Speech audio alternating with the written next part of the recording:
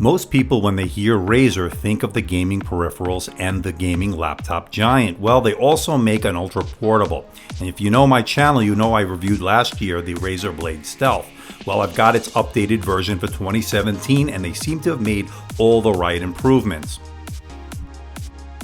Hey everyone, it's Andrew from AMD Tech, and this is my unboxing and review of the new Razer Blade Stealth. A lot has changed since the last version of the Razer Blade Stealth. Now here's what's new. You get a 13.3-inch QHD version, which you didn't get before, which has 50% smaller bezels.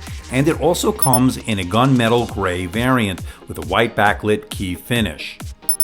And now it has a precision touchpad, a really nice touch, and you also get a 7th gen Intel Kaby Lake processor. It's the Core i7-7500U. Razer's claiming you can now get up to 9 hours of battery life. Well, we'll see what that figure really is in real-world usage. And you get 16 gigabytes of RAM. That's up from the 8 gigabytes of RAM in the starting configuration.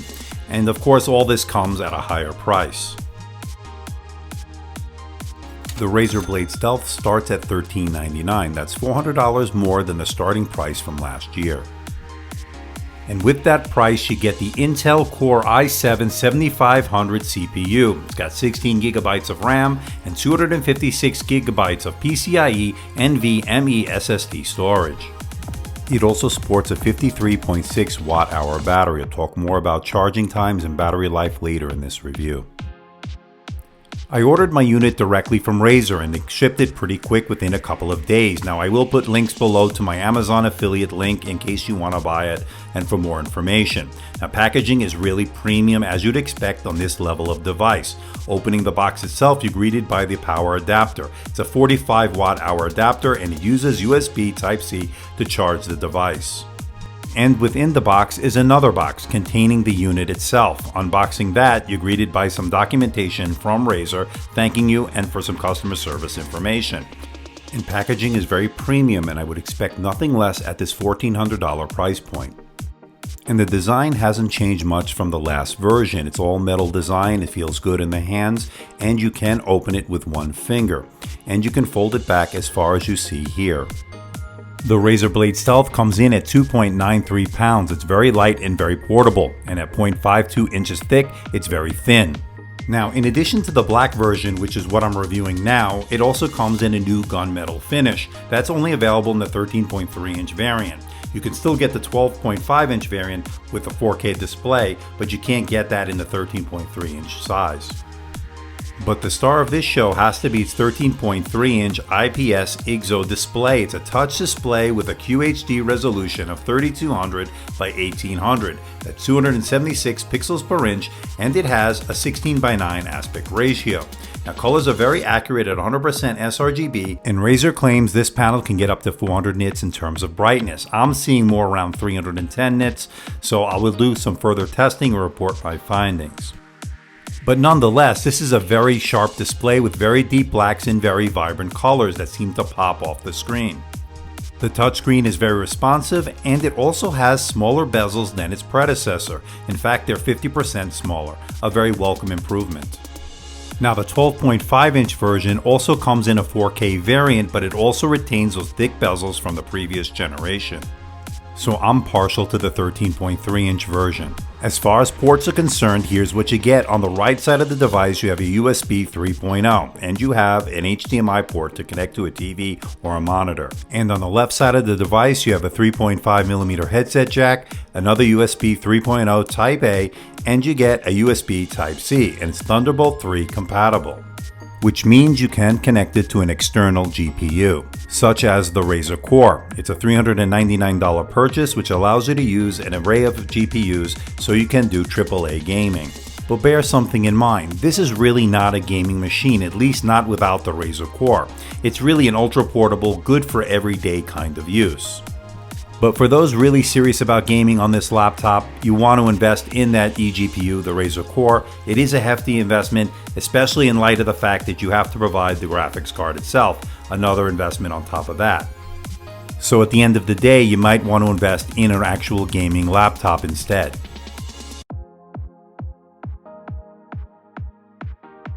The keyboard remains largely unchanged from last year. It has 0.87 millimeters of key travel, which is of course on the shallow side, but it's not terrible, but I would have liked to have seen a little bit better key travel. The keys are nicely spaced out and they're island style, chiclet style keys. The black version retains the multicolored chroma keyboard, whereas the gunmetal version has white backlit keys, which some may prefer if they're in an office environment or setting.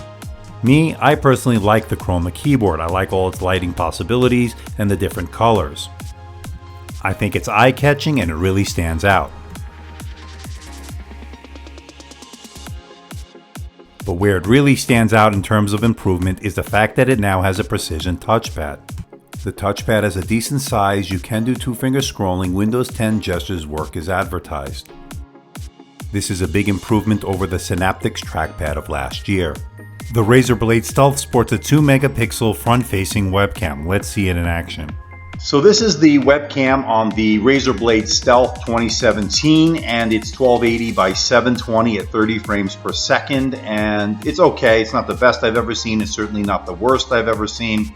Now, it certainly can get the job done if you're doing Skype, if you're doing a video conference.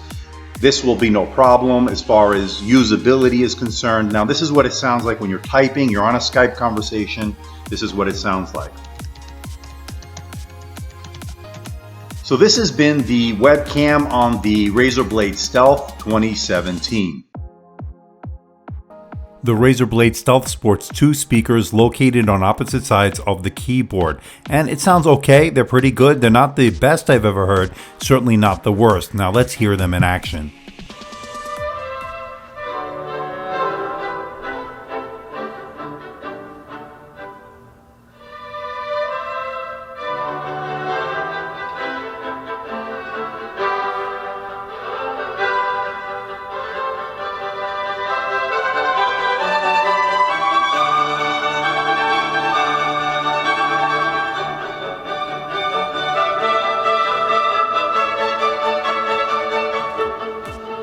The volume is pretty good, the mids are okay, and there is a hint of bass. Certainly not the best, as I said, but certainly not the worst. These are decent sounding speakers. It runs Windows 10 Home, it has 16 gigabytes of RAM, and it has a 256 gigabyte NVMe PCIe SSD, of which about 198 gigabytes are available to the user. And here's how it did on the Crystal Disk Mark test. It did a 1585 on the read and a somewhat disappointing 308.2 on the write. It did an 8333 on the multi-core score of the Geekbench 4 test. It has Intel HD graphics 620 and it did 19,955 on the OpenCL test of the Geekbench 4. And as I stated earlier, this is really not a gaming machine per se, but here's how it did on the 3D Mark test, the Ice Storm Extreme, Firestrike, and the Ice Storm test. Playing less intensive games such as League of Legends, not too bad, worked pretty well, but if you want AAA games on this, definitely invest in the Razer Core. Again, if you're going to go that route, also consider a dedicated gaming laptop. It has Bluetooth 4.1 and it has Killer Wireless 1535. Reception was excellent, range was flawless. And as I stated earlier, this has a 53.6 watt-hour battery, and Razer claims you'll get up to 9 hours of battery life in this new and improved unit. Well, I didn't quite get 9 hours, but I did get about 7.5 hours on what I call normal use. That's at 40% screen brightness, YouTube, Netflix, light gaming, some light Photoshop, and some web browsing under the Edge browser. Again, 7.5 hours. Now, if you turn down the brightness, you probably can get another 30 minutes or so out of it. But if you do any intensive tasks such as gaming, video editing, and the like, it's going to go down to around 5 to 5.5 hours. The unit comes with a 45 watt power adapter, and it'll take about 2 hours and 45 minutes to go from 0% to 100% with the device off to fully charge this device. Now, if you have the device on, it'll go up to about 3 hours to fully charge this device. For those that want to extend battery life even further, Razer offers the Razer Power Bank, a $149 accessory that uses Qualcomm Quick Charge 3.0 technology that will extend up to 15 hours according to Razer. So at the end of the day, I have to say this is a very much improved device over its predecessor, although it comes at a very high price. In fact, $400 over the starting price from last year. That's a pretty steep price tag. but it did improve in all of the areas it needed to improve in. It has a larger 13.3-inch display. It's a QHD resolution. I like that. They went with a precision touchpad. They slimmed down the bezels. They got better battery life, and overall performance has increased. Everything they needed to do, again, at that high price tag. I just wish it came in at a little bit lower price. So what do you think about the Razer Blade Stealth, the 2017 edition that just came out? Do you like its looks? Do you like the gunmetal version that I don't have my hands on yet? Hopefully I will soon. But I do like that. It's more of a subdued look, something better, I think, for an office setting. But if you really like the pizzazz, if you really like to show off a little bit with your devices, the Razer Blade Stealth Black Edition, the one I reviewed with the Chroma keyboard, really is nice. I like all the improvements that they've made in every area pretty much. Slimmer bezels, nicer, bigger display in my opinion, other than the 4K display, but it's got those thinner bezels, which I really like. Better performance with the Kaby Lake processor. It's got better battery life, although not best in class. It's still an improvement over the previous iteration. And it has a nice keyboard, although I wish the key travel was a little bit improved from the last generation. It's pretty much on par with that. And I like the fact that they did improve the touchpad with the precision touchpad over, say, something like a Synaptics touchpad. I'm a big fan of the precision touchpad, as you know. But I'm curious to know what you think. Leave a comment in the comment section below. Do you think this warrants a $400 premium over the prior model? $400 is a lot of money, but I think a lot of the improvements make it worth it. But again, I want to know what you think. Leave a comment in the comment section below. The other thing I want to know is, what do you think of the Razer Core? I don't have one on hand, and I can't really test it with the gaming without it, of course. But it is an expensive proposition when you think about it. You still have to connect it via the Thunderbolt 3. You still have to bring your own graphics card. It's all gonna be more expensive in the end. It'll tally up with that card, with the Razer Core. You're looking at $600, $700, $800, maybe $900, depending on the card you use. And you won't get the same performance as you have with the built-in graphics, or one that would be internal, as you would. It would get a 10 to 15% degradation as a result of it being an eGPU. But again, I want to know what you think. Leave a comment in that comment section below. I am curious to know. So please hit the like button, please subscribe, please share this video. Don't forget to leave a comment in that comment section below.